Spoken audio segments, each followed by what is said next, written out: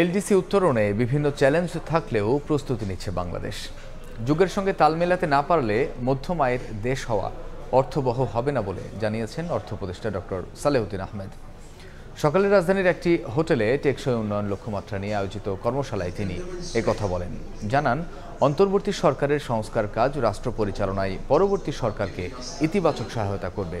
এ সময় আলোচকরা বলেন, স্বল্পোন্নত দেশ থেকে বেরিয়ে গেলে উন্নত বিশ্বে রপ্তানির সুবিধা কমে যাবে। চ্যালেঞ্জ মোকাবিলায় বিভিন্ন দেশের সঙ্গে এএফটিএ চুক্তি বাড়ানোর পরামর্শ দেন বক্তারা। Whatever reforms, whatever we are doing right now, these will leave some footprint for the future government also. That is very important. We will not possibly do the long-term reforms because that is for the elected government. There are of course challenges to go move into this LDC. We might lose the GSP type or concessional export.